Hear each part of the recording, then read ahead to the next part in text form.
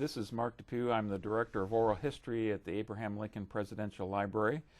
Today is May 7th, 2008, and I'm about to start an interview with Michael Scully for our History of Illinois Agriculture series that we are partnering with the Illinois State Museum. And we're very much looking forward to hear your stories today, Michael, so thank you for being here with us. Well, it's good to be here. Wanted to start with our standard background questions. Tell me a little bit about your parents, if you would. Well, let's start with when and where you were born. Oh, I was born in London, England, during the general strike of 1926, May 24th to be exact. Those days of London, we had an apartment on Charles Street. And incidentally, many years later, when I started a farm adjacent to Buffalo, Illinois, the entrance to the farm, by coincidence, went into Buffalo on another Charles Street. Curious coincidence. In London, we went to school there for a while. And it's during the days of the great fogs they had in London. Those fogs, and we used to watch them from our apartment, were so dense you didn't dare go out in the street. And although this is history and happened a long time ago, one of the great ecological triumphs was for London and for perhaps many other cities now, including what China's going through, is that these fogs, thanks to various laws, disappeared. Coal fires was the main problem, and now London is a clean town. I know one of the reasons that we needed to be interviewing you, that this is going to be such an interesting interview for me, is because of not just your father, but your grandfather. So let's pick up the story with William Scully's story. What can you tell us about his early life, his beginnings? William Scully was ninth in a large family and never received a great income. And he looked in the papers after managing a few farms which were left to him, and in 1950 read about these rich lands in the Midwest. You mean the 1850s? 1850, right. Now, he was born and raised in Ireland? He was, right. And his father was a fairly large landowner in Ireland himself? They had land. Might have to go into the history of who exactly had what. Mm-hmm. He had a brother who was a bachelor, who was fairly wealthy, never married. And when he came back from America in 1850, he asked his brother whether he'd come in and help him buy some of this land. His brother said, what do I want to do, having to fight all those Indians out there? But he lent him 10,000 pounds. His brother died eventually, and so the loan was paid off, or forgiven. And with that money, and with money of his own, he came to Logan County in 1850 and bought approximately 30,000 acres up in Logan County. Why did he choose Logan County? Well, Logan County was probably the last land that was left untouched. Most of the good land, the high land, was already farmed or occupied, but Logan County was probably half underwater. In fact, rumor had it that he practically lost his life riding through Logan County and getting in problems with the water. One of the things that struck me about William's story is that and you can correct me if I'm wrong here, but he had the foresight to realize, okay, Logan County, cheap land because it's underwater, but also it's right smack dab between St. Louis and Chicago, and you got to anticipate there's going to be a rail line there and therefore a market as well. Was that part of it? Yeah, he anticipated this. Yeah, he took this into his, he was a careful thinker, and this definitely was one of his concerns. And of course, right now, and we were not pleased with it at all, in the 70s, they put a 4-lane way right through the middle of our land, showing, you know, that a lot of traffic went by. Now we're used to it. But at the moment, we didn't like having our piece of pie divided in two. By Interstate 55. Yeah, that's right. But also reinforcing the logic for being there in the first place and the availability of the markets. Exactly right. What can you tell me about the personality of William Scully? Because he figures large into your family story. Well, he had plenty of will, and he was audacious,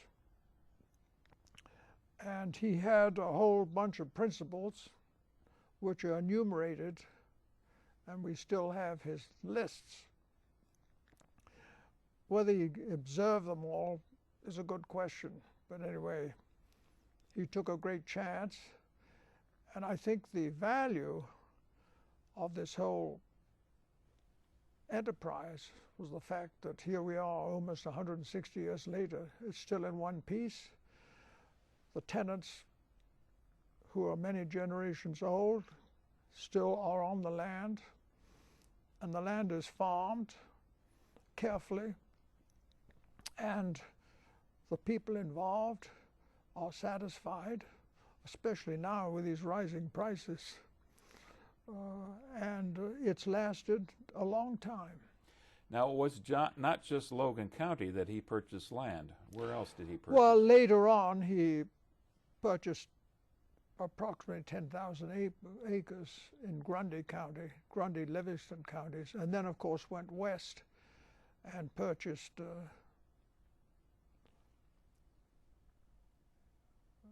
in Nebraska. He purchased about over 40,000 acres, and Kansas,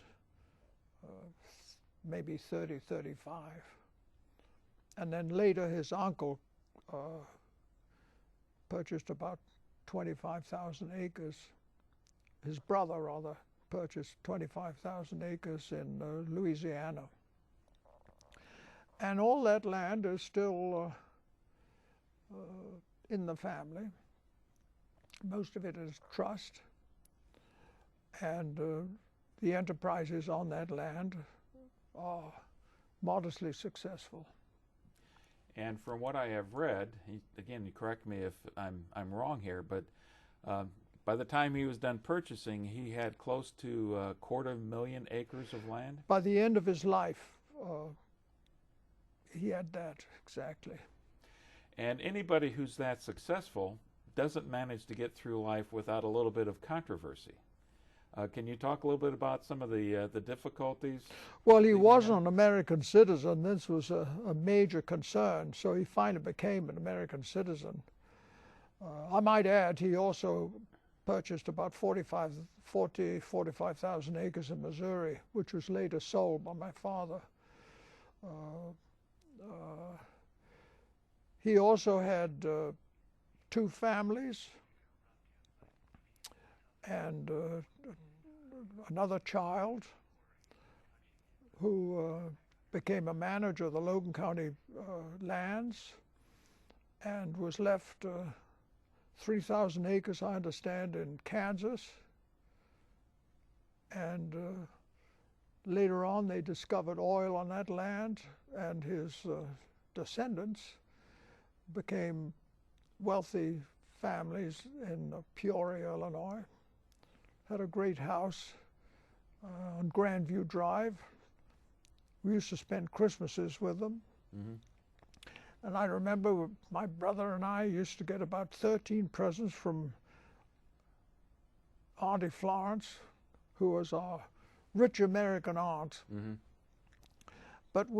But in Europe, over about 3 or 4 presents was not allowed, and so most of these presents our parents took away from us, just leaving us with our favorite 4. Yeah.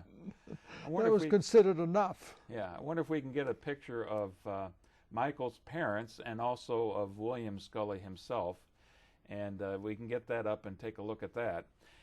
Michael, what I would like to ask you also about William's life is the nature of his relationship with his tenants and how that was different, if you will, from how other tenant relationships were at the time.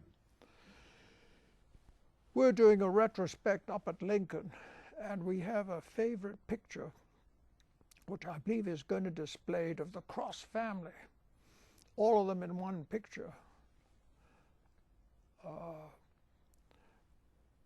Most of the tenants have stayed on from generation to generation, and they must be satisfied because they sell their leases at the end of their tenure at considerable price to oncoming people. So from that standpoint of view, they're satisfied, and it gave them an opportunity to farm without an enormous injection of capital to buy land.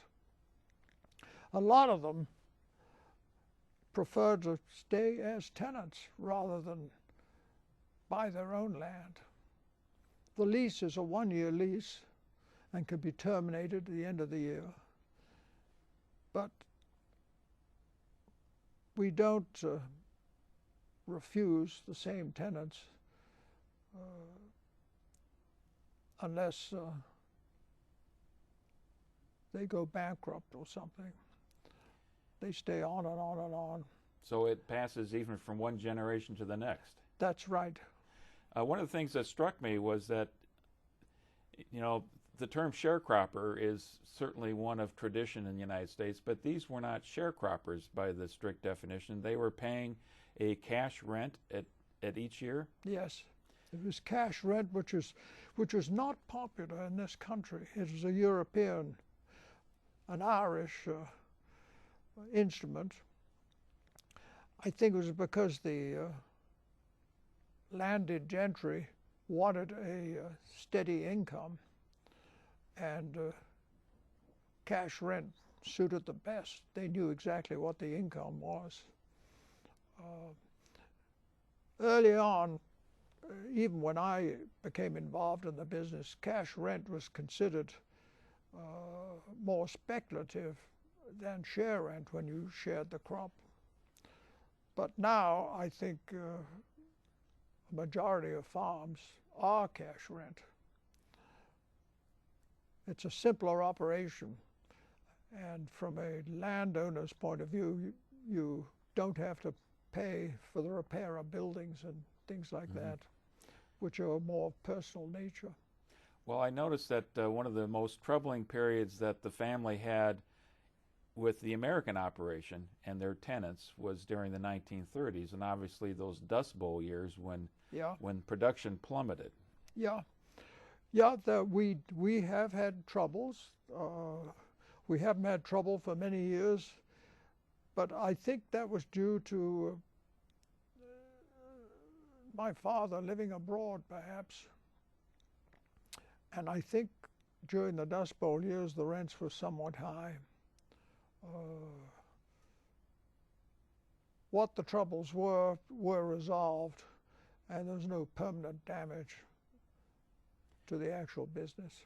And most of the reports, I think it's important to mention here, most of the articles and reports I've seen were that the family's rents were actually lower than other places. Our rents until recently were maybe 20% below market. But now, of course, we can get, since cash rent is very common, we can find out what the average rent is that people pay. And our recent policy is to have an average rent. We're not looking for enormous rents. We're not looking for top rents, but we are looking for average rents. Another aspect of Williams, and I guess your father's as well, policies as far as the tenants were concerned that struck me was this notion that the Scully family owned the ground and everything down, and that the tenants were responsible for everything above ground. That's right. So that if they built barns or houses or anything like that, that was their expense, but That's it was their also responsibility, right? But also their property to sell. It's their property, and they can sell when they sell their leases. They sell their leases for a considerable amount of money. Was that also something unique back in the late 19th century when Williams started this? I really couldn't tell. I just don't know what the history of things were back then. What's your attitude about the effectiveness of that policy? Well, we don't get into that, and that's between one tenant and another. And actually, the lease doesn't give them any right to the land or the value of the land. So far, we are not into selling land. So as that is concerned, we're not involved. So it's been the family's long-standing tradition to retain the lands, not to Yes, parcel them out. And the logic of that, the rationale for that? Well, we think land is we're not clever enough to make fortunes or good money in other businesses, so we might as well stay in land. We have tried a few ventures. I think my cousin has done fairly well with oil, and the Peoria part of our family did well. However, in our land, we haven't found any oil wells. The only problem I have with oil is you get used to a tremendous income, and after about 30 years, your oil gets depleted, and then unless you're clever or adventurous and successful, that's the end of the game. But land goes on, and if looked after properly, goes on and on and on.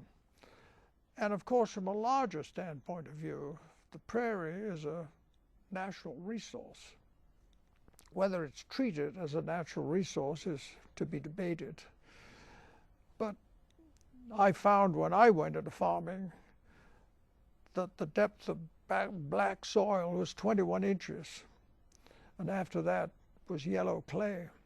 And if we go through those 21 inches through neglect or misuse, then the whole Middle West will revert to something not very valuable. Mm-hmm. Well, we've left out another very important chapter to this story for William and your father as well, I believe. And you alluded to it, that Logan County was half underwater. Yeah. Well, I say half underwater. It's in general terms. It's sort of interesting. Recently, I took the Empire Builder train out west, and in the Dakotas, they have the same type of flat land we have in Logan County, but they have these sinks, and in these sinks are great pools of water which have never been drained. I think that was about the same in Logan County, but our land is more valuable, so we have drainage all over the place. But up there in the Dakotas, they produce wheat, and the seasons are much shorter, so they've never drained these sinks. But it was interesting to go through that land and look out of the window and see how this slightly rolling land indeed contained a lot of small lakes and various water-filled holes. How did William conquer that problem then? Well, he started a giant drainage system, and he trained a person called Sims, and he had a crew of lusty men go out, and we have some pictures of the crew. And there they all are with their beards and everything else. And it was they who dug this system. And over a 40-year period, the 30,000 acres were drained. So was it primarily drainage ditches or also extensive tiling? There was drainage ditches, and then there were 18-inch tiles hooked into the drainage ditches, and then gradually the tiles got smaller and smaller as it went upland. Well, that sounds like an incredible expense that the Scully family had to put into the land to get it productive. Well, it made the whole business successful, and it took a concentrated effort over at least 40 years. 40 years of hard labor. Well, of course, everyone got a rest in the winter. They did too much in the winter, right? And William Scully didn't do that. He had a crew of other people doing most of that. But at the end of that, I would guess what you have is some of the most productive, some of the richest land in the entire world. Well, we 90%, or I think we figured 92% of our land in Logan and Sangamon County is A-class land. I wonder if you could talk a little bit about then when the generations changed hands. I believe William died approximately 1906 or somewhere around there. 6 or 7. And as we've discussed, he had it in his mind that he wanted to keep this land together, to keep it under the tenant relationship. He gave all his land. There was a great disappointment among the two brothers. That's my father and Uncle Fred, Thomas and Uncle Fred. He gave all his land to his wife, his second wife, who lived in England. What was her name? Gosh. We can get to that later. We'll have to get to it, yeah. She lived at Cowley, and you have a picture of Cowley with my mother and father in front of this. She leased a great big property in Gloucestershire. And I remember visiting her in the 30s. She happened to be in bed, probably not very well. But anyway, the two boys got a good allowance, but they didn't get any of that land because she was obviously afraid that they'd go sell it. But finally, a few years before her death in 32, she transferred that land out. And there was a big law case in the early 30s about death taxes, which the two sons won. So the land was passed on and was never sold. And then, with the Logan County land, my father put everything in trust during his later years to my brother and myself. And right now, these trusts go on to a coming generation. And out west, I'm not quite familiar with what has happened, but the land is still belongs to my two cousins. And interesting enough, Uncle Fred died, and his wife Betty died in 1941, within a month of one another. And my two cousins, Bill and Robin, came to live with us in the big house we'd built at Lincoln. And my father was a stern disciplinarian, and the rule was, or rather the rule of unpaid family labor came into effect because he always kept us to work. And we cleared 40 acres of woodland near the house and burnt it as fuel in the furnace. And one of us had to get up at 6 o'clock in the morning to shove a few logs in the furnace, and breakfast was at 7:30.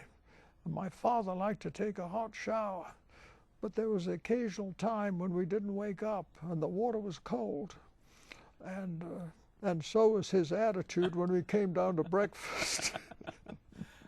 That probably was in the later 30s then? That was in the 40s. In the 40s. We lived in Europe until 39. Let's go back and talk about those years a little bit. You were born in London. Yeah. Where did you grow up then? Well, we had this flat on 12 Charles Street in London, and then my father built a small lodge, as he called it. It happened to be a pleasure dome in the south of France. And we lived there and went to school there for several years. What was your father doing during those years? Well, he used to live in the south of France for 6 months a year and then go up to Scotland and shoot grouse in the summer, and then come over to the States in the fall and look at the land. And he also took an opportunity to shoot some ducks too. So that was the sort of life that I remember between 1930 and 1939. So life changed a bit by the time he got to the United States. Yes, it was. Well, one of the lawyers at my father's death from Chicago said, you know, Hitler is your best friend. And my mother put up her nose at that because her brother had been killed during the First World War by the Germans, obviously. And so she had no great love for Germany. But the lawyer said, well, if you hadn't come over here, you might have lost your lands too. And she realized that was probably the truth. You are a product of the public schools in England? Well, I went to a private school called Haltreys. And you have a picture and... well, a wonderful picture of a bunch of students at Haltreys. Yeah, yeah, and it was a typical attitude. You went there. I was delayed because of an accident. I was delayed 1 year, so I arrived at Haltreys at the age of 9. And, you know, the Potter movies, the famous Potter of... Harry Potter. Harry Potter, right. Well, he leaves on this train for the mystery school. And that's exactly what happened to us. We were put into long pants in London and Eton collar, Eton shirts. And then we were taken to Victoria Station. And just like the cattle, the calves being weaned from our cows, which we used to do at Buffalo every year, there was a great wailing and screaming as young children were separated from their mothers, and we were put on this train and the doors slammed shut, and most of us were looking out the window with tears in our eyes, leaving our mothers and going to some strange boarding school. And that was standard procedure for a certain class of Englishmen. And how old would you have been when you first started at Haltreys? I got there about 9. It was 1935. Okay. And what specifically caused the family to move to the United States in 39? Well, I think the summer of 1939, they realized that trouble was brewing, because we usually went to Scotland. And I had my trunks packed for Harrow with a top hat and everything like that, and had been to Harrow to see what it was like. My father went there. In fact, my father was there with Winston Churchill. But instead of that, we went down to Portsmouth and took one of the big transatlantic liners to the States, and then a train to Illinois, 20th Century Limited. And then we came south, and when they opened the doors at Lincoln, Illinois to get off, it was hot and damp and we were not used to this climate. I said nothing, but I think my brother grimaced a little at the thought of this strange land that he was now entering and wondering what success he'd have in it. This was a younger brother? Yeah, this is my younger brother. And his name? Peter. Okay. I believe this was your father's second marriage, was it not? Yes.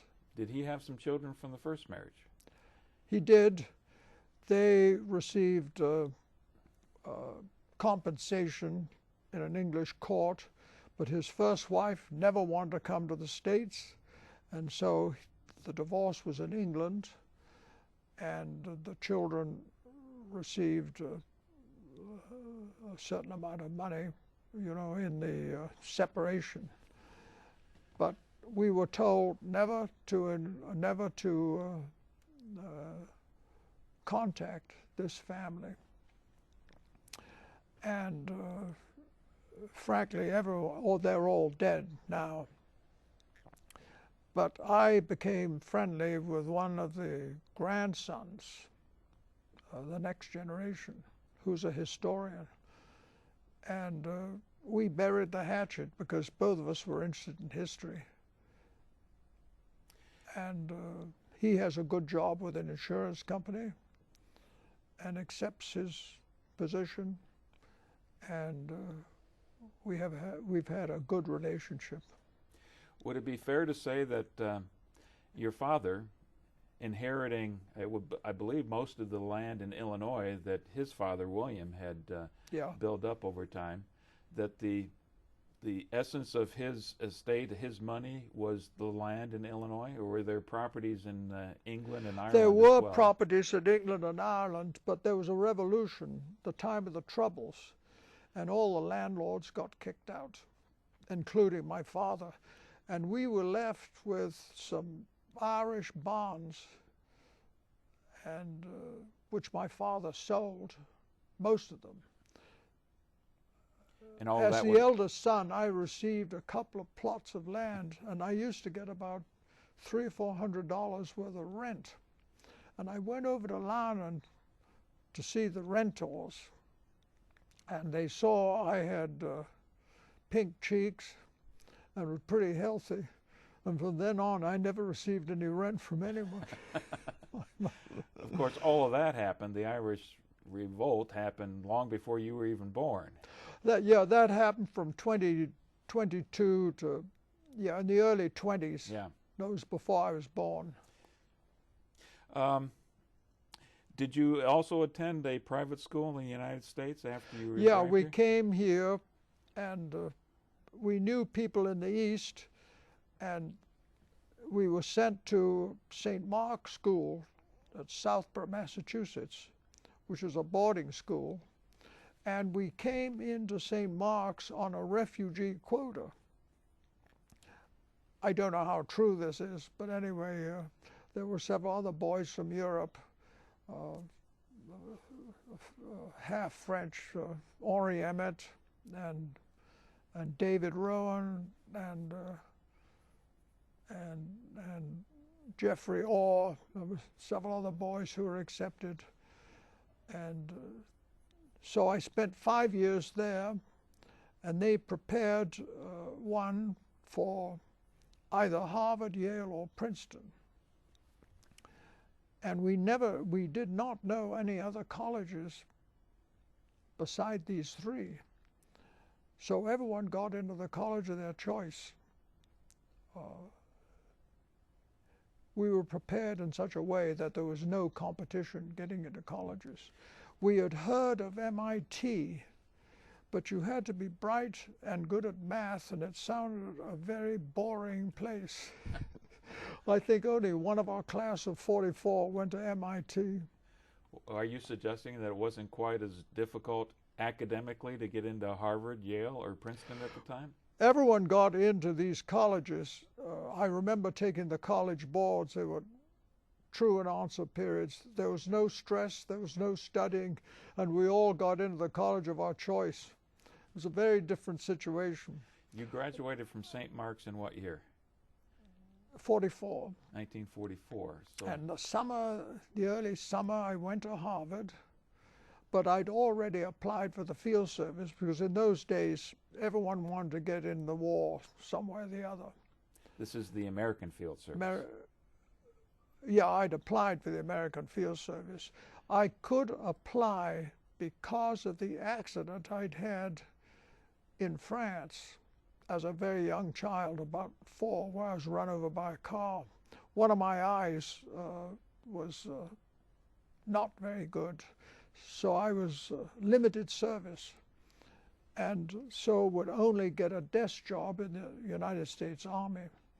And they gave you the opportunity to join either the Merchant Marine or the American Field Service. There might have been a couple of other outfits one could have joined, but I decided I wanted to see some action, and so I joined the Field Service. Well, tell us a little bit about the American Field Service, because I don't think most people are familiar with it. Well, they were started by a bunch of expatriates in the First World War when America was not in the war. And there were about probably 2,500, mostly people living in France and some in England, who didn't join the French army because you could not join a foreign army, but worked with, unless you want to lose your citizenship, but worked with the French army.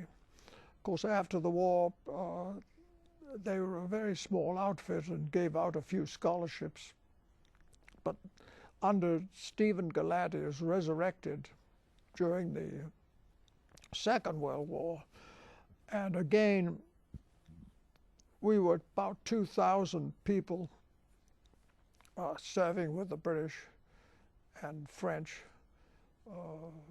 in various theaters of war, mostly driving ambulances, but also doing some stretcher-bearing work and so forth. So what were your personal experiences with the American Field Service? Well, they gave us about 2 or 3 weeks training, and then we were sent, or rather no training in the States, but we got our training, personally I got my training in Naples. They told us how to drive, how to double clutch and how to change a tire. And also when we parked the car, we were specifically told to take the rotor out of the carburetor. The rotor is that thing that goes round, makes electrical connections for the spark plugs. Otherwise, the Italians would go steal the car while you were at a bar having a drink or something. So that was de rigueur. I mean, you might have your keys, but forget about that. After a couple of weeks, or maybe 3 weeks training, we were sent up, and we served with the 8th Army. And the 8th Army consists of half the nations of the British Empire. And we served with the Scotch, and of course the English. We served with the Indians, the Gurkhas, and there was an Italian regiment, division, and the New Zealanders, and we met Australians. We also served with the Poles. It was an international army, and of course the 8th Army had fought in the desert, and probably the most well-known of the Allied armies. Anyway, my own service was in Italy, and then later we went up to Germany for a short while. Then the VE Day came about, and they sent us, after a furlough in England, they sent us to India, where we stayed there for about 5 or 6 months. Of course, the atomic bomb went off, and eventually we came home. So they kept you busy for the entire war.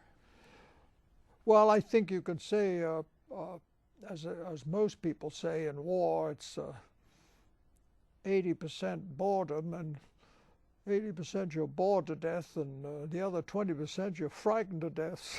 You take your pick. And you were an ambulance driver shuttling wounded from the front lines to hospitals? Right, yeah. And we had four-wheel drive vehicles which enable us to get within a couple of 100 yards of the front. Obviously a great advantage. People didn't have to be carried very far. And then we'd drive back mostly at night because everything was under fire. And you'd have someone walking in front of you with a lit cigarette in the cup behind his back. And you drive at about 2 or 3 miles an hour over these rough, ready-made brick roads with groaning people in the back. And do you have any particular stories or memories that you'd like to share with us about that experience? Well, I suppose the worst experience was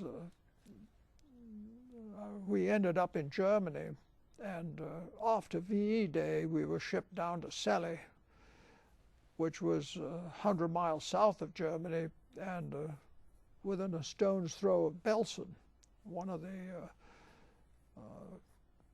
last concentration camps which was liberated by the Allies. I believe that was the one where Anne Frank died. Right. Well, obviously we didn't meet her. Whether she was dead, she probably had died before we arrived. But obviously we'd never seen anything like what was transpired in Belsen. And obviously were almost shocked, you might say, at the human damage which was done and the amount of depravity which human beings could put on one another. I made a speech once concerning this recently before the American Field Service, previously to the Iraq War, which describes my thoughts on the subject. Mm-hmm. Well, having served in Italy with the 8th Army, Yeah. even as an ambulance driver, this was some of the most brutal combat in World War II. Well, it was it was one of Winston Churchill's brilliant ideas, which didn't exactly work out. Of course, from our point of view, we never heard about that, you know. And in fact, when you're at the front and with your outfit, you hear very little outside news, you know. And for me, it was an exciting time. We endured what we had to endure. And in those days, we were enthusiastic about what we're doing. Of course, let's face it, the war was fought by 18 and 19 years old. You know, they're young boys on both sides. And as young people, we were enthusiastic, but probably not very wise as far as the bigger questions of life were concerned. We just did what we had to do, went through the day. It was a simple life. You just thought of 2 things, life and death, getting 3 squares, you know, having a night's sleep. That was probably not precious. Getting cold, you know, just very simple. It's a very simple life. There were no big nervous problems about how much money you had in the bank and that sort of stuff. The field service paid us $20. Well, we were at the front. There was nothing to spend money on anyway. So it strikes me that you start off living this, what I would certainly consider a fairly privileged life in France and in England. You come to the United States and your father works you hard, but you still are going to a private school. And now you're in the American Field Service, and you've seen what you've seen there, and living a very different kind of experience, as Yes. all soldiers do. It was a big change. But remember, we were with a group, and group solidarity helps you a great deal. We had a common cause. And I think the people we were with, they were all types of people. They were adventurers. They were artists. There were people trying to get away from their wives. There were conscious objectors. But on the whole, I think the tone of the field service and the people that entered, although diverse, was a higher tone than, say, an ordinary infantry outfit. They were there because they were volunteers. They were there because they wanted to be there. And for me, it was a great experience. How would you say the experience changed you? Well, it obviously matured a good deal faster. And I was reading something about, in one of the farm magazines, about how people should be brought up. And the person writing the article said, instead of going after high school, instead of going directly into college, it probably did more good if they went out in the world for a couple of years and experienced some sort of adventure, some sort of growing up, living conditions where they could get a solid footing about what the world was about. Mm-hmm. And that's what I got with the field service. Were you doing the same kind of duties, ambulance driving, when you ended up in India at the end of the war? In India? Well, no, we really did nothing in India. We were waiting to go into Sumatra, and we were all going to be given Bren gun carriers, which amused us and excited us. And the wounded were going to somehow be put on top of these Bren gun carriers, which, you know, had tank-like treads. And we were going to learn how to drive these things, and this is all sort of exciting. But actually, of course, in the middle of this, the atomic bomb went off, and then everything came to a standstill, and everyone wanted to go home, but of course, you know, there were just so many ships and planes that take you home, and so everyone had to wait. So we stayed in India for 5 months after VE Day. And I got a chance to see the last of the British Raj in India, the officers' quarters and the camps and the last of those, you might say, a certain section of the British Empire, which again was instructive. At that time, did you understand that the days of the British Empire and the days of England and India were closing? That didn't enter into our experience at all. We were young. I know we came into Bombay, and we went to a camp called Kalyan, which was 30 miles outside of Bombay. We used to take the train into the big city. Now it's called Mumbai, you know.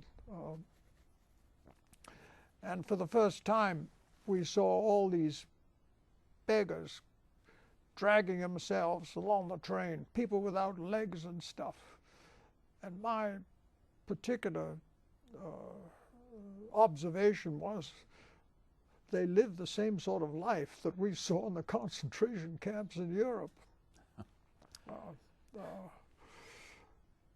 And of course, they only paid us $20 a month, so we couldn't exactly give them very many large tips.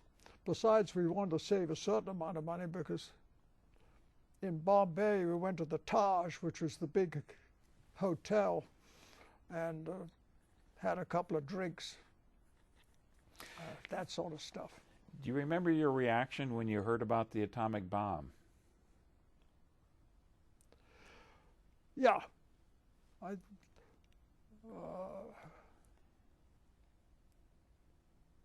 I don't think, frankly, we were looking forward to another campaign.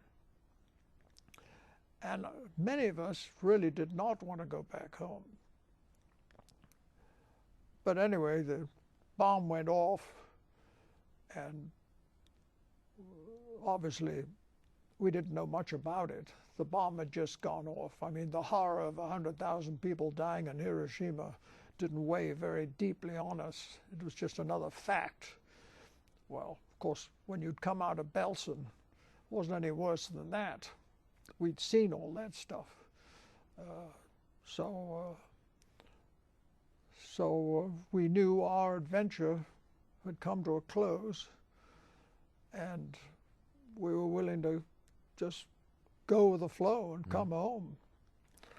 I think it was the biggest disappointment was to Galati, because he had to reform the whole field service on another basis, which took some years. But we came home, and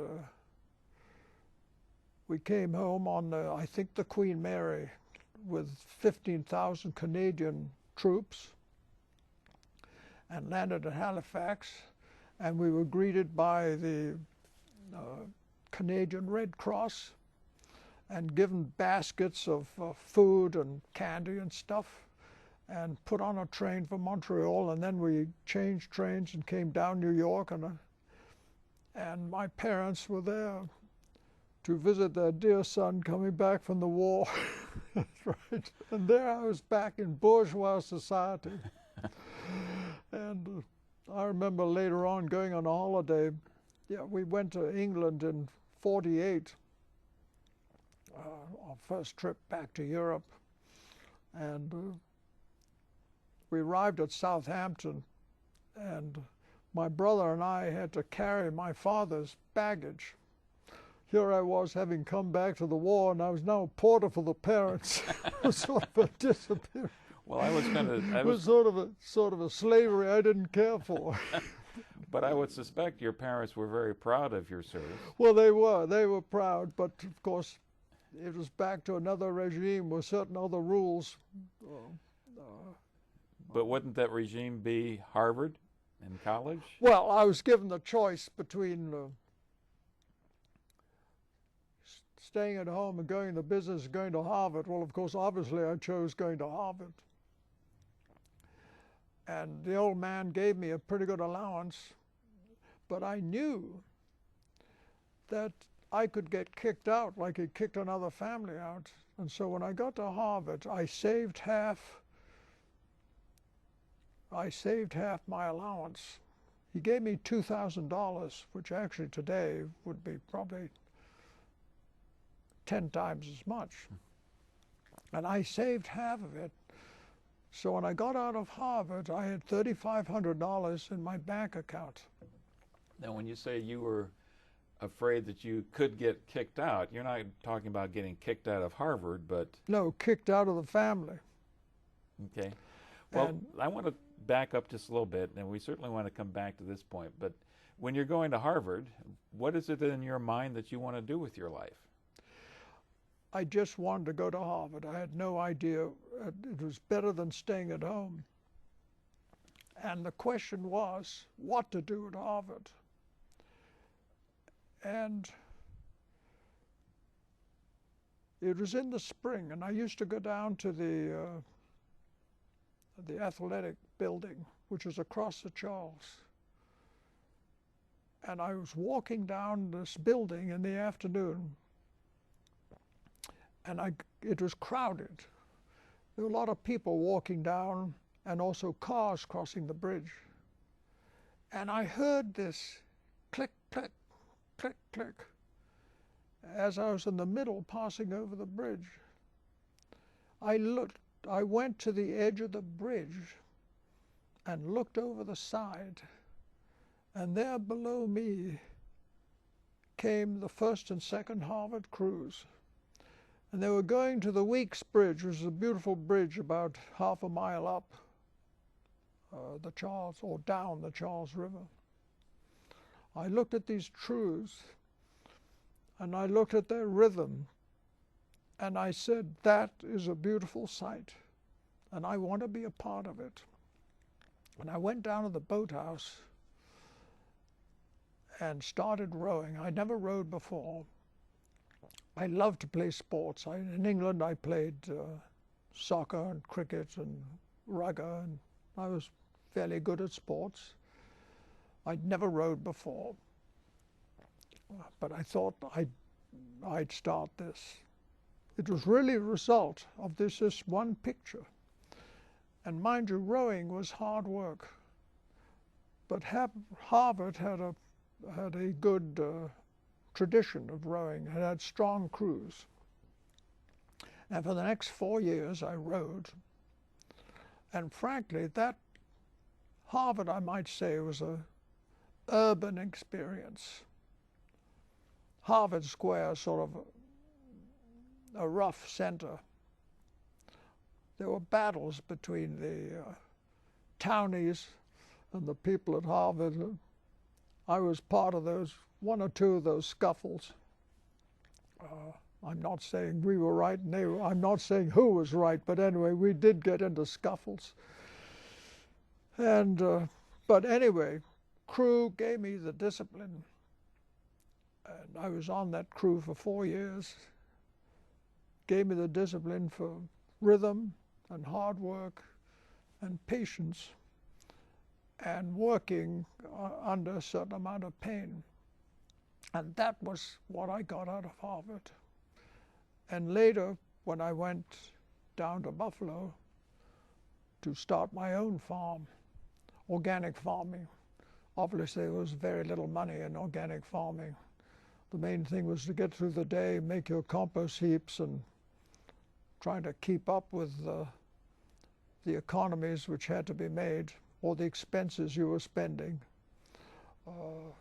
And that gave me the discipline, I think, for going into the sphere of organic farming, which everyone thought was backward, was unimportant, was a lazy approach, a traditional approach. But now, of course, has become quite popular. Mm-hmm. Well, let's go into that relationship with your father, because you get to Harvard and are wondering, I wonder if I'll be kicked out. What was going on there? What, at Harvard? No, between yourself and your father. Oh, well, nothing. The 4 years at Harvard, nothing bad went on. You know,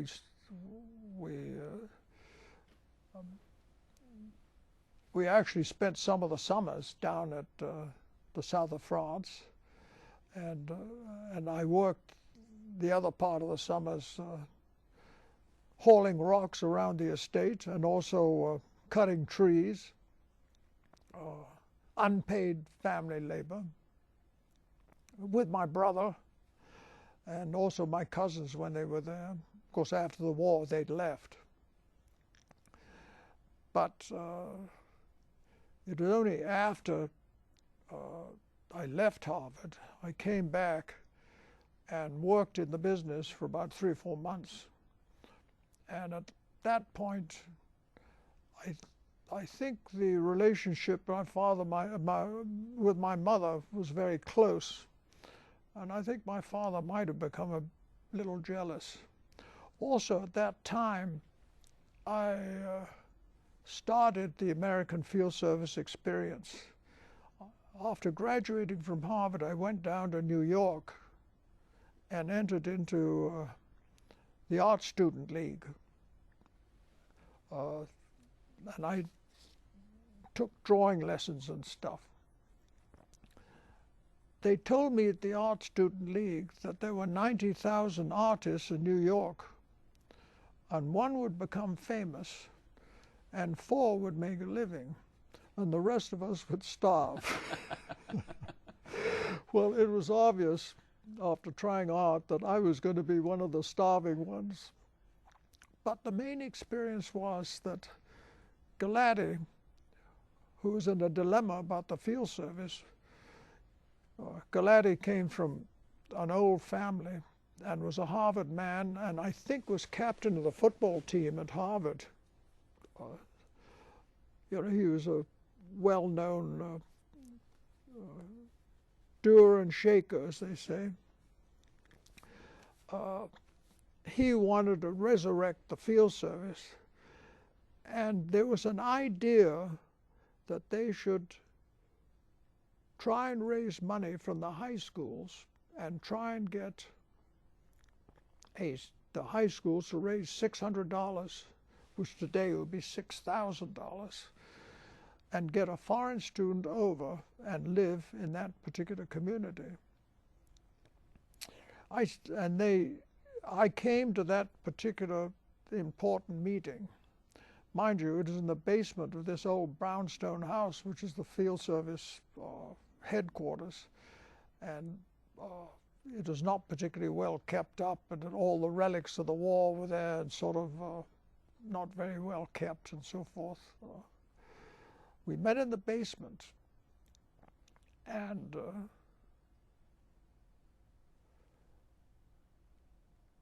yeah, Steve's secretary was there.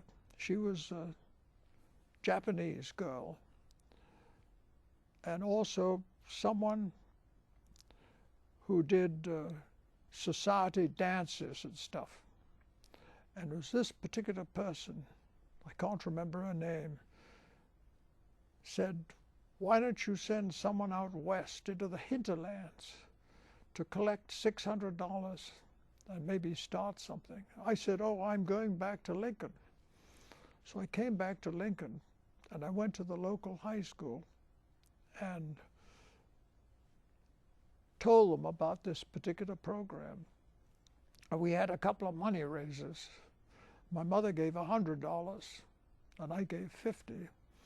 And we got up to $400, and we couldn't raise a cent more. But Hanlon, the principal of the school, liked the idea, and he just purloined $200 from some student funds. And we were over the top. And we were the first people to be able to raise this $600. About a month or so later, Indiana had raised some money. And that first year, maybe 3 or 4 students came to Europe.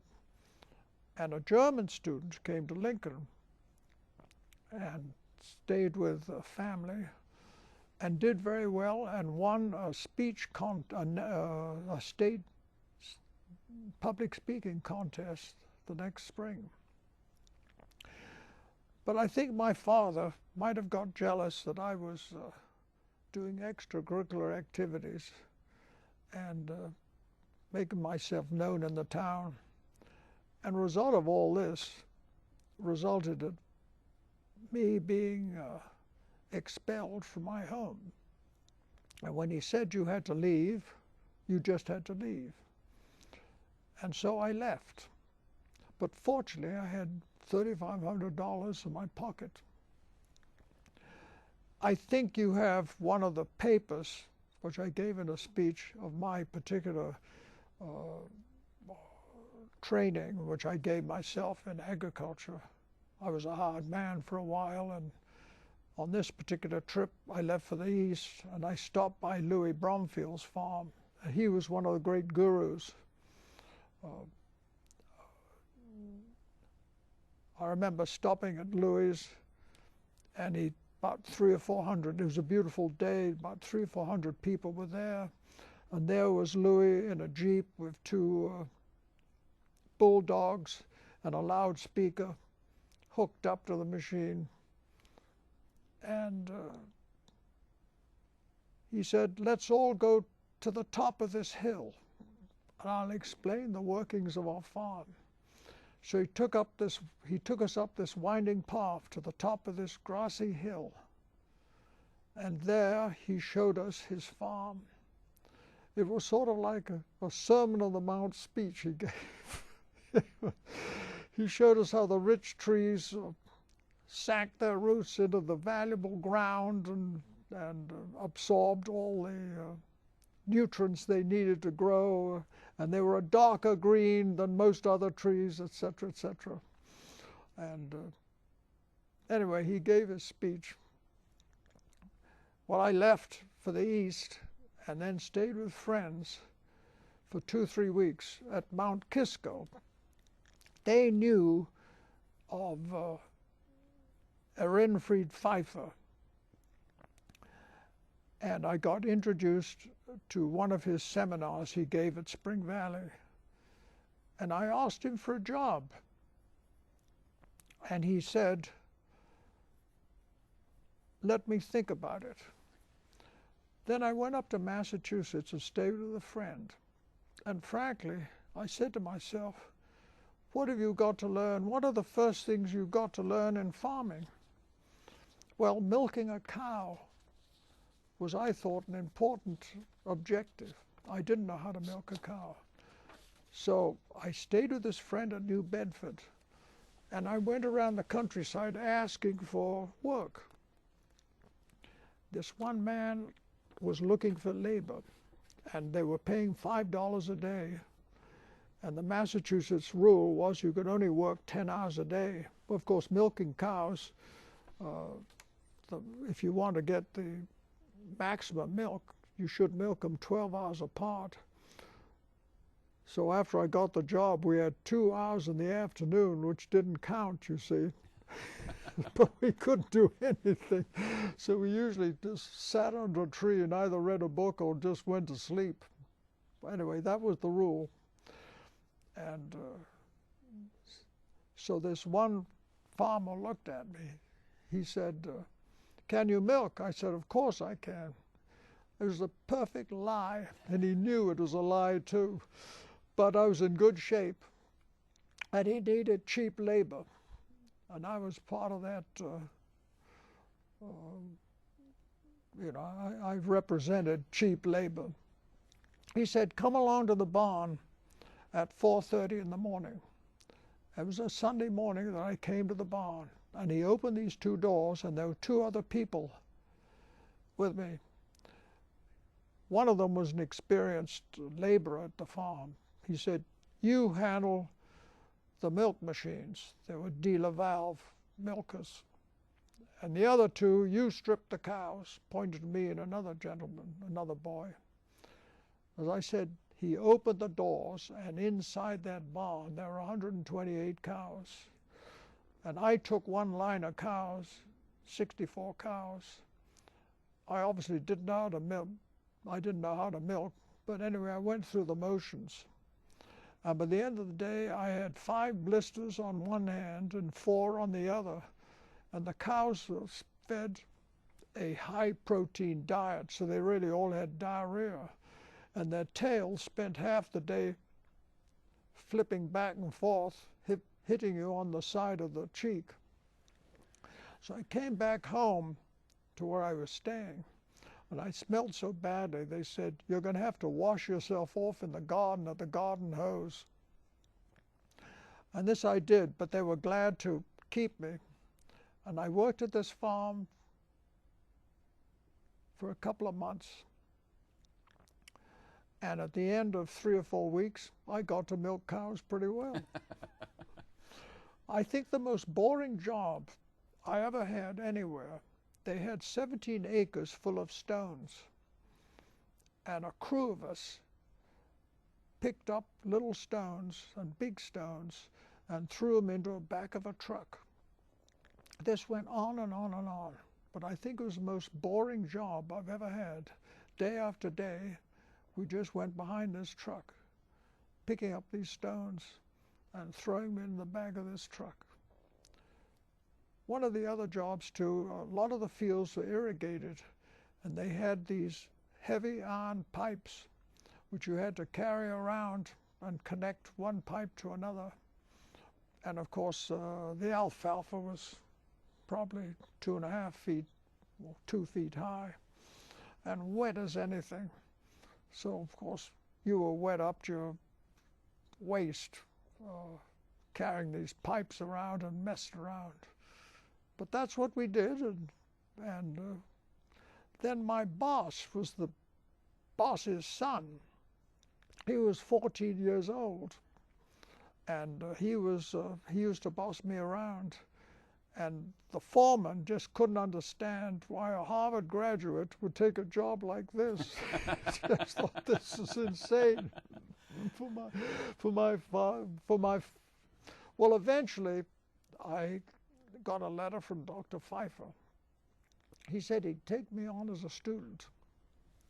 So I left this position in Massachusetts and worked at the Pfeiffer farm which was at Chester, New York, near Newburgh. And they were Germans, and they spoke nothing but German. Of course, I didn't speak any German. And I slept on the landing. And they had cows, about 30 of them. It's a typical string of cows, you know, typical New York dairy situation. And I worked with them. I must have been there 5 or 6 months. 4.5 to 5 months. We used to get up at. I could hear the alarm clock go off at 5:15, and instead of washing my face and going, shaving, I quickly used to get dressed and run out to the barn and start giving silage or hay to the cows. Of course, I knew how to milk, which they were surprised. And then later I'd come in and we'd have breakfast. I'd shave later on, and then we work through the day. And then we'd have tea, German style. And Mrs. Pfeiffer would help with the milking and also do the cooking. Dr. Pfeiffer only appeared at the farm once a week. He lived in Spring Valley, 40 miles away. He was really a scientist. He used to come up and give orders and so forth. We used to have meetings and conferences, this sort of stuff. And I think Michael, we need to take a step back here, because Dr. Pfeiffer is an important person in his own right, and he's a disciple of Rudolf Steiner, I believe. yes, well, that's what I discovered later on. I didn't know a thing about Steiner. In the evenings, there wasn't anything to do, and they had a library next door, right the next room. So I looked at the library and started reading some of these books. I said, oh, this is where he got his ideas from. You know, it wasn't all Pfeiffer's ideas. He got it from somebody else. I started reading Steiner, and I was enthusiastic about what I'd read. And that's how I got interested in Steiner.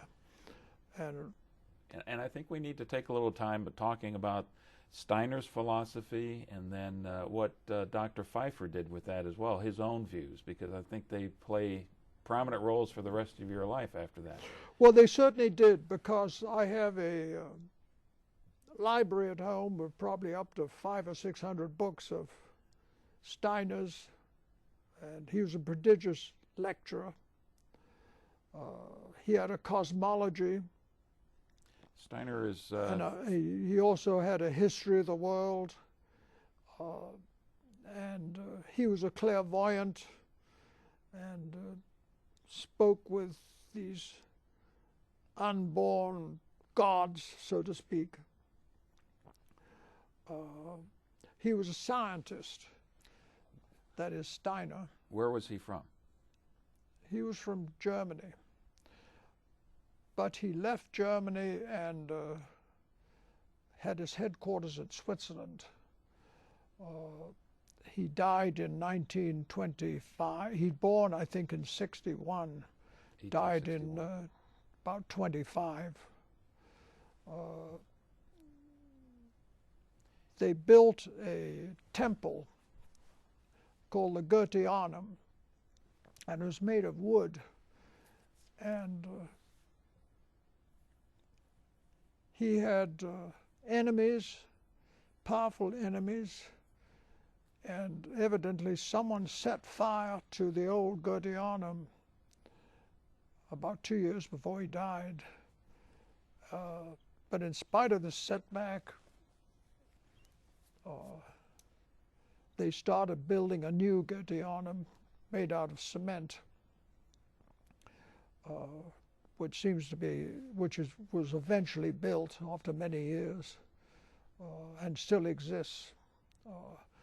It's a small philosophical group. There are about 50,000 members today. I think about 80% of them live in Germany. What would the group be called? Pardon? What would the group be called? The Anthroposophic Society.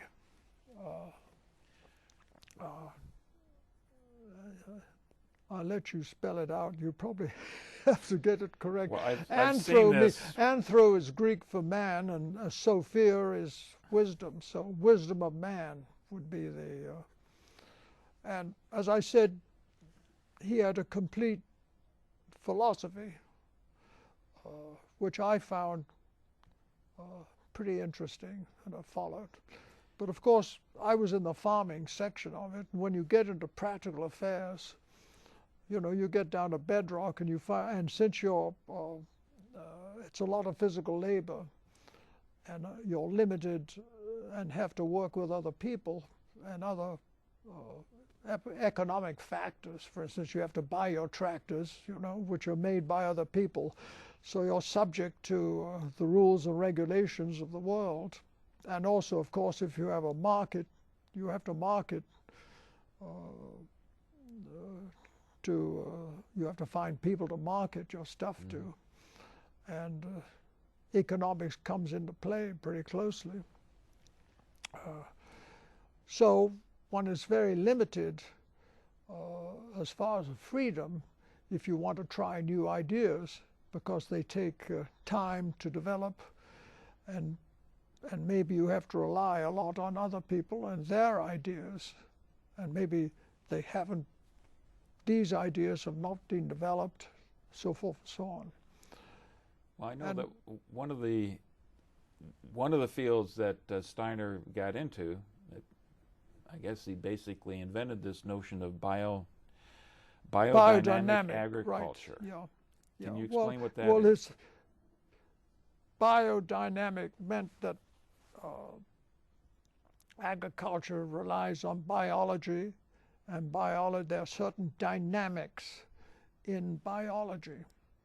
For instance, Pfeiffer points out in one of his books that the soil needs nutrients, and you may find a certain part of land lacks certain nutrients, such as copper or selenium or something like that. But interestingly enough, these nutrients occur in certain plants, and so balance out the soils. Where do these nutrients come from? They come from invisible aspects, you might say, part of the cosmos, which are not evident.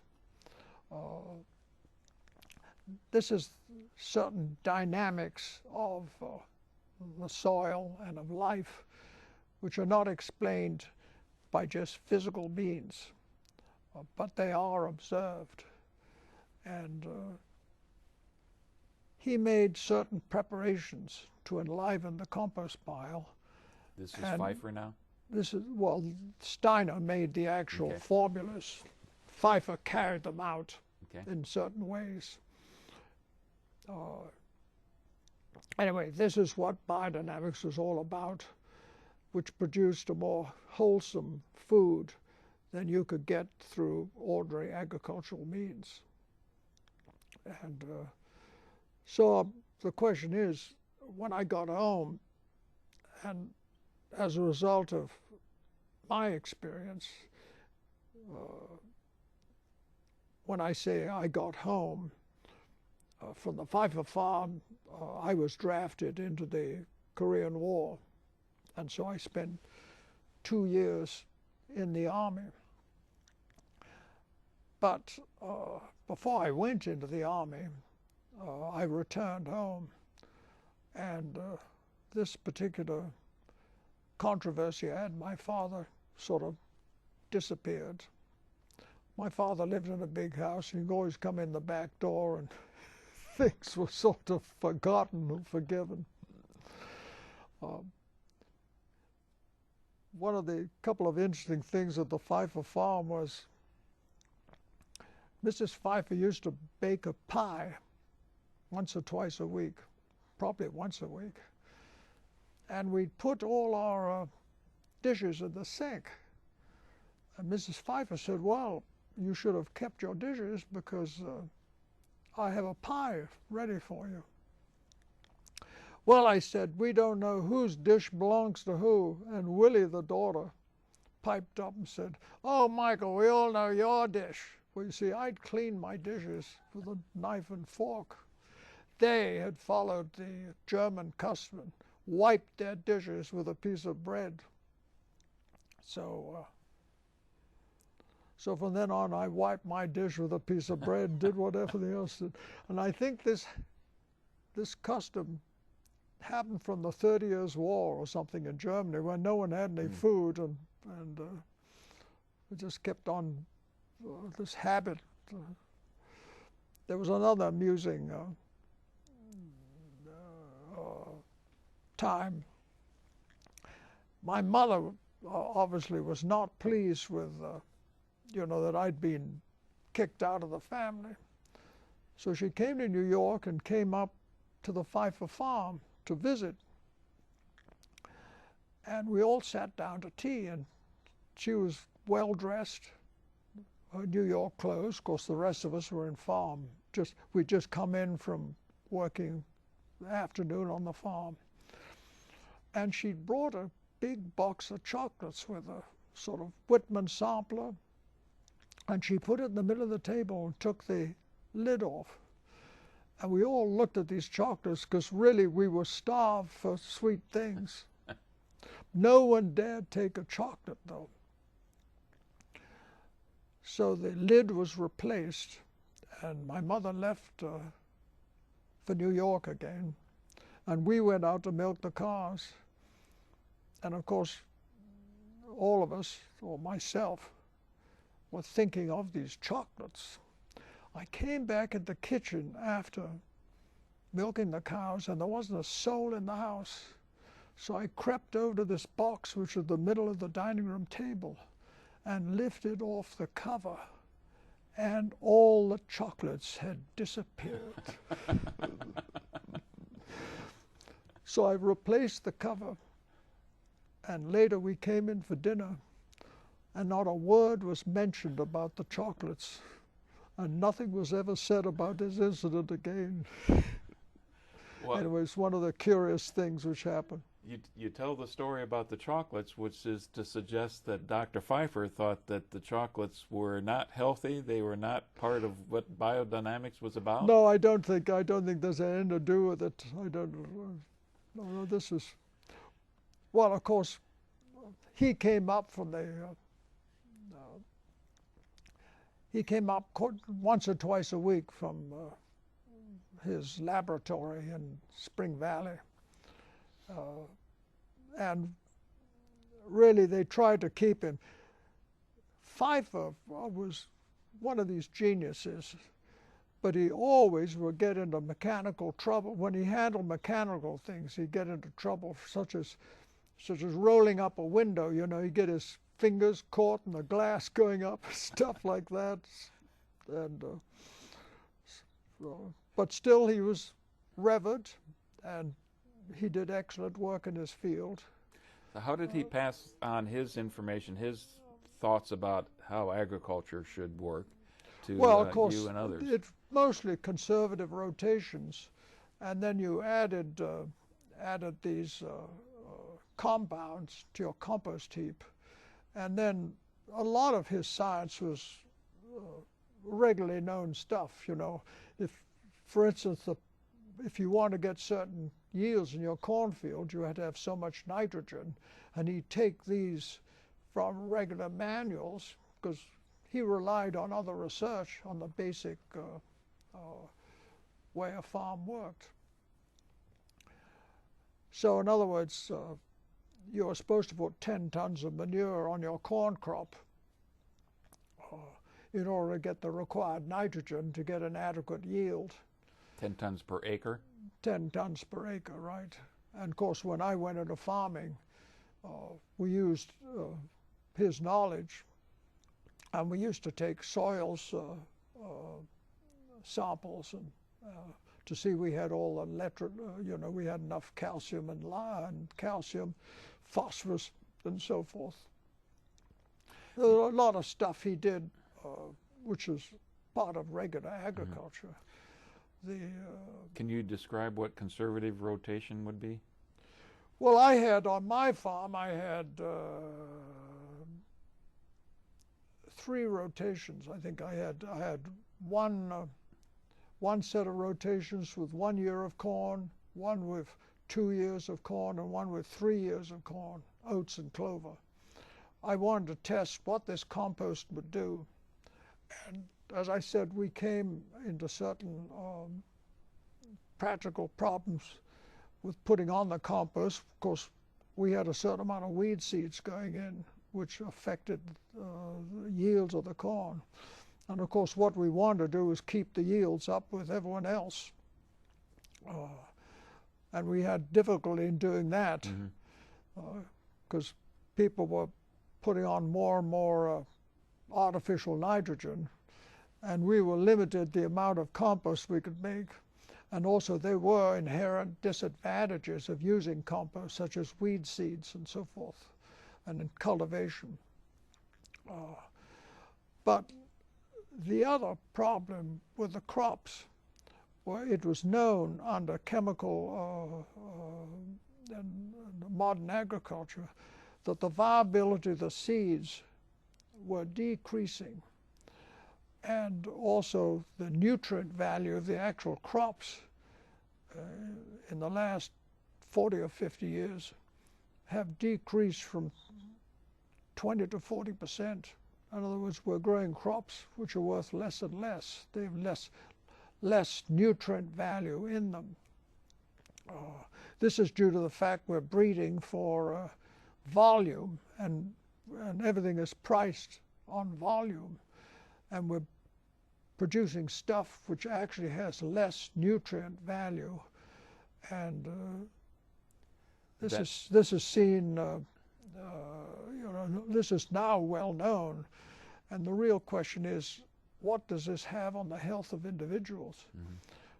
One interesting thing is, and I'm not an expert on this, but my wife died about a year ago from cancer. Of course, I didn't know anything about cancer. I started studying about it, but I found quite a few references to the fact that cancer was not a great problem at the turn of the 20th century. Maybe 1 to 3% of people got cancer. It was not a great problem. Now up to 40% of people are liable to get, women liable to get breast cancer. It's become a big problem. Now, one other problem is the medical community is pretty well divorced from the land, and their education as far as growing crops and nutritive value of foods is fairly limited. So this is not taken into account. As far as cancer is concerned, what nutrient value which is missing in the crops gives you a susceptibility for cancer disease. There are several people who are now concerned about the fact that our food, not only due to the breeding of the food, but the various machinations go on between the farmers, when the farmer sells his food, to the product of various foodstuffs we buy from the supermarket. Every time it goes along this commercial line, something is added, something is subtracted. And then with all the hype which goes in and where it's placed in these supermarkets, gives rise to, hey, what do you for the money you're spending on food, what value are you actually getting? And from my experience with animals as far as reproduction, the birth of animals, the reproductive system is very fragile. And we found with our animals, especially with our pigs, that our reproductive capacity, in other words, where sows would get impregnated with boars, was a good deal higher than our sows would reproduce about 95% of the time, compared to about 70% of the time with modern, this modern giant pig projects and so forth. Let's go back to that time period you were on Dr. Pfeiffer's farm, and apparently that was just a few months. Yeah, it's about 4.5 months. And then you were drafted into the United States Army. So what happened to that medical condition that you had before, back in the Second World War era? Oh, you mean my blind eye? Yeah. It's really curious that you ask. I went up to Binghamton.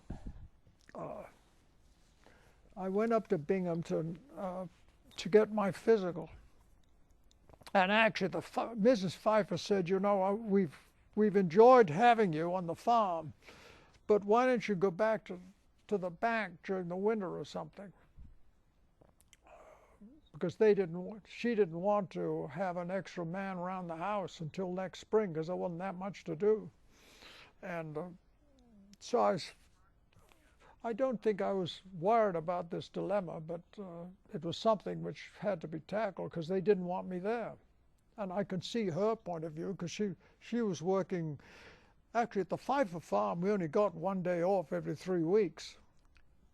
One of the other rules was if you broke any tools, you paid for it yourself.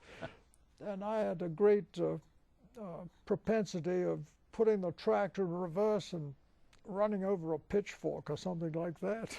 But anyway, I went to Binghamton for this physical interview, and they put me through this or that, and finally the doctor came up to me and put his hand over my left eye like this, and he said, "Read." Well, that was my good eye, so I ended up with 20/20. Then the telephone rang, and he went back to answer the phone. And then he came back after 5 minutes and put his hand over the same eye and said, "Read." Well, of course, I got 20/20. So I went in the Army with 20/20 eyes. And I said, "Hey, listen, you read that was my other eye. You should have." But he said, "Oh, come on, get going." I said, so I shrugged my shoulder. I said, "What the hell?" So I ended up in the Army with 20/20. Well, with my interesting enough, too, I ended up with my brother. We both went in together. We went down to Fort Leonard Wood, went through basic, and everyone was being sent to Korea. This was what year now?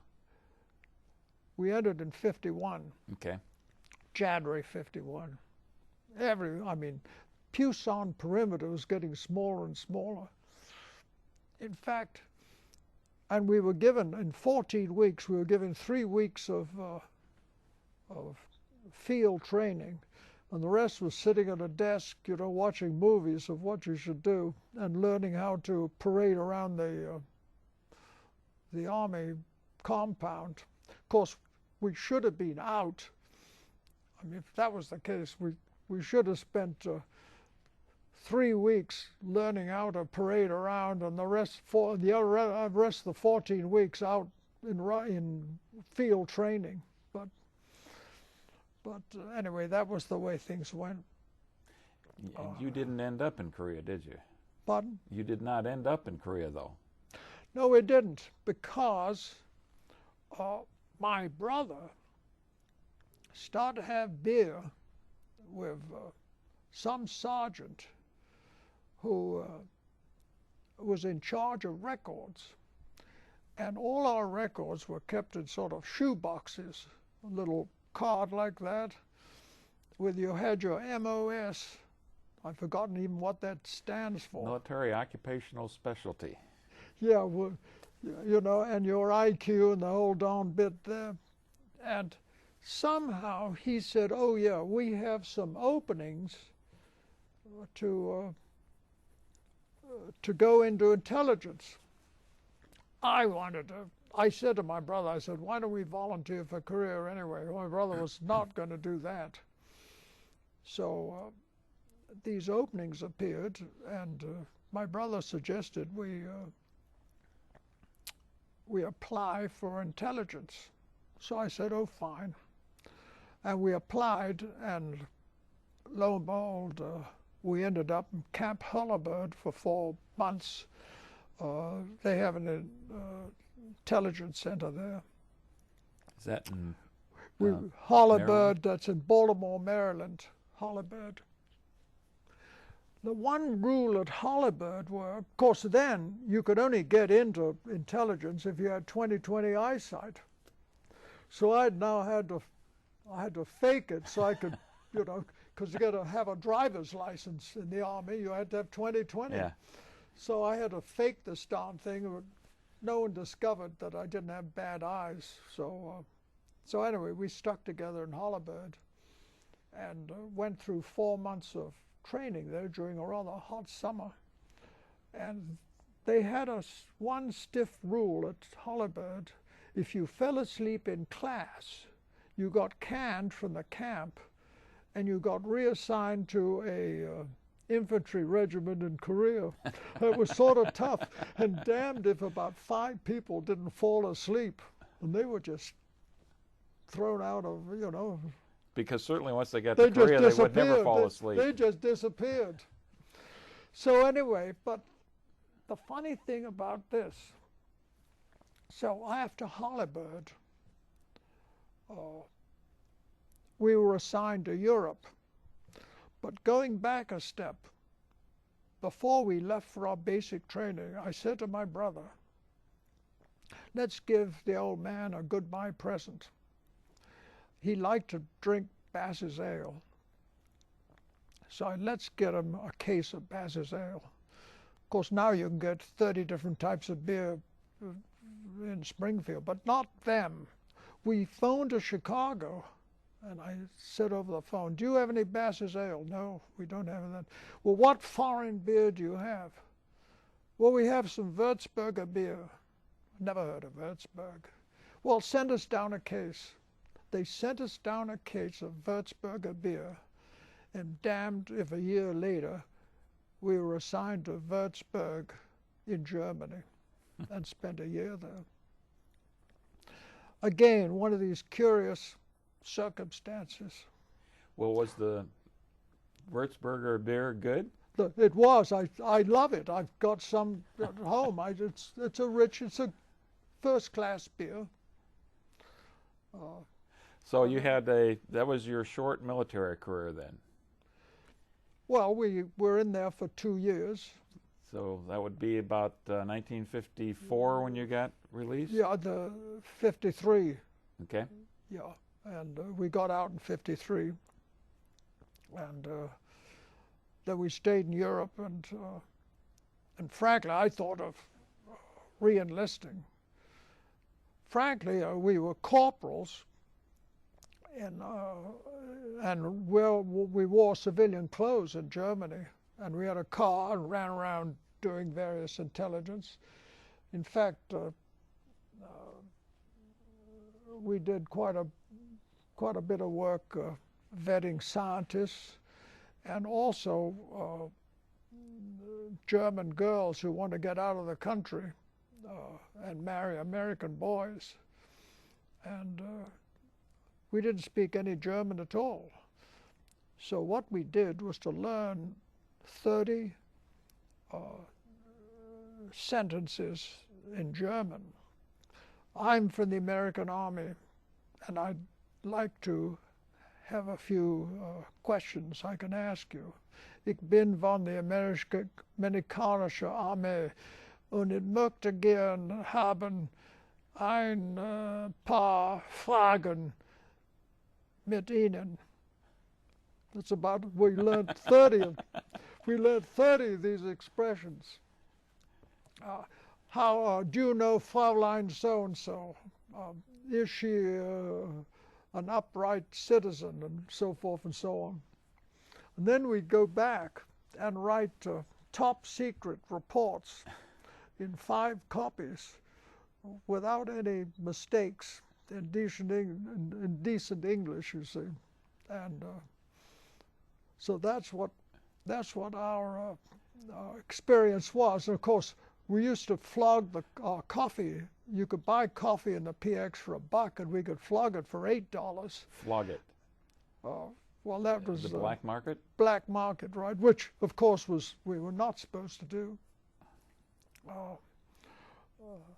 And then we hired a professor for $1 an hour to teach us some German, you know. And after an hour and a half, his wife would come in, and it was time for Kaffee, Kuchen und Unterhaltung, coffee, cake, and conversation. And so we'd have half an hour conversation with his wife and so forth. And by the time the year ended, we were starting to go to German plays, and you know, we were just getting good at German, but that was the end of our stay in Germany. And then what happened after your stay in Well, release from the military? I thought of re-enlisting in the Army because it was cushy over there. We had a corporal. They would have made us sergeants, and I had a girlfriend over there, and pleasant living in Europe, in civilian clothes. We were getting about $115, $125 a month as corporals. As sergeants, we'd probably got $150. And as corporals, we were living as well as an assistant professor in Germany. Mm-hmm. And of course, all our food was supplied for nothing, you know, clothing and board were, you know, it was a good life over there. And then my father sent us a telegram, come home or else. Jesus Christ. You needed some so help. So then on we're back.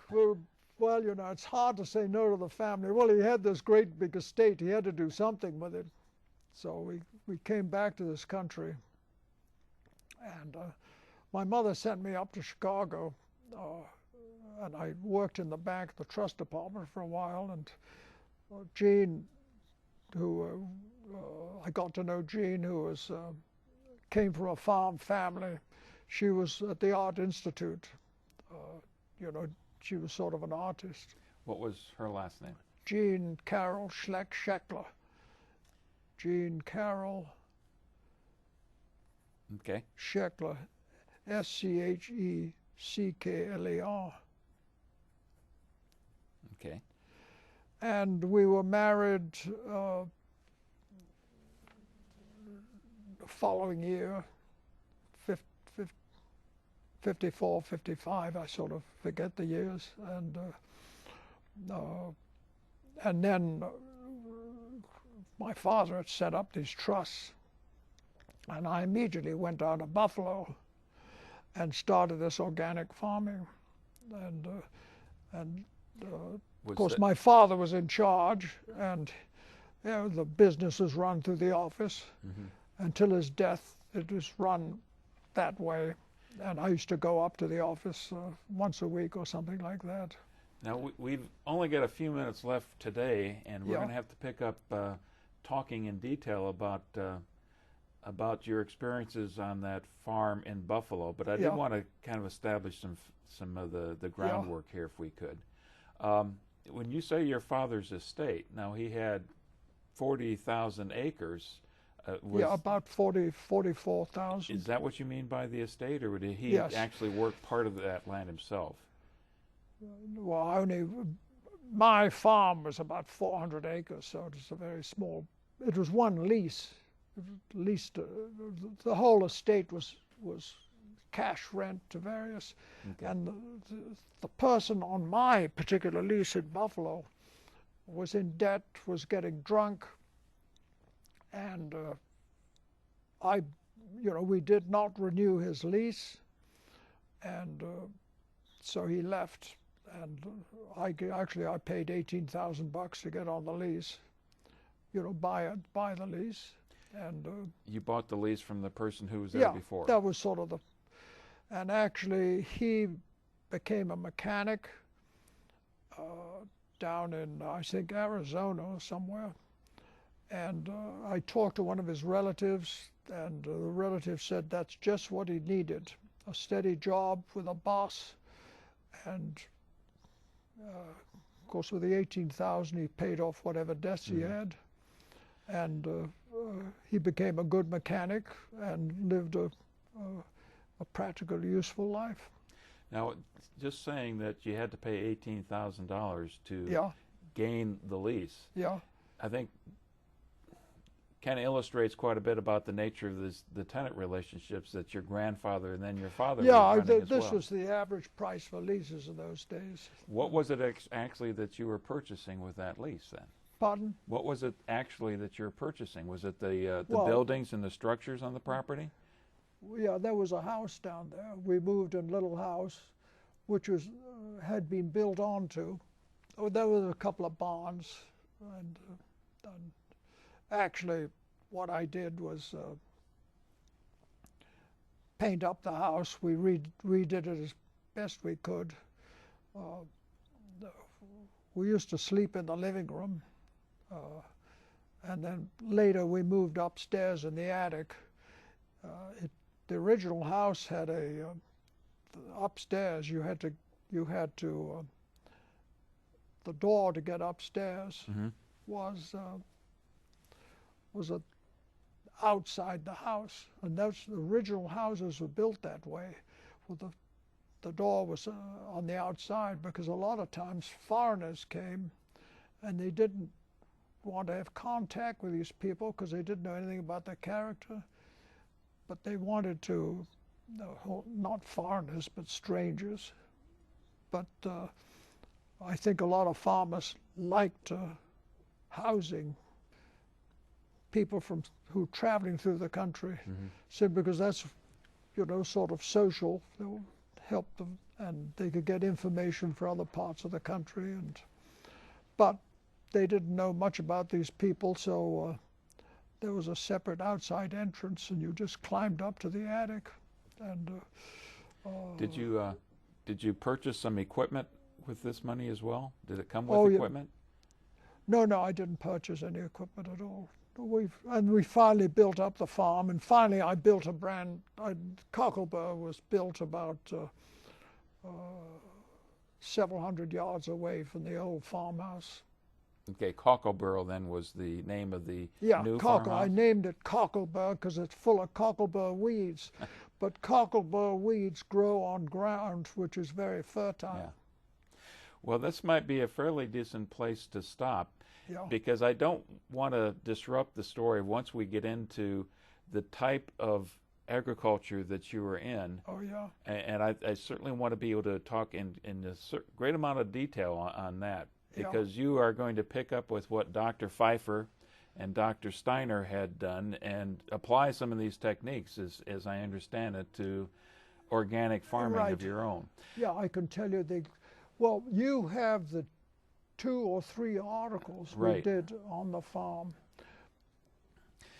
And let's just finish with this. Your father wasn't a total stranger to some of these concepts. No, himself, he wasn't. Was he? He had of course, he went to the Royal Agricultural College in England, which is I think it was a 2-year course.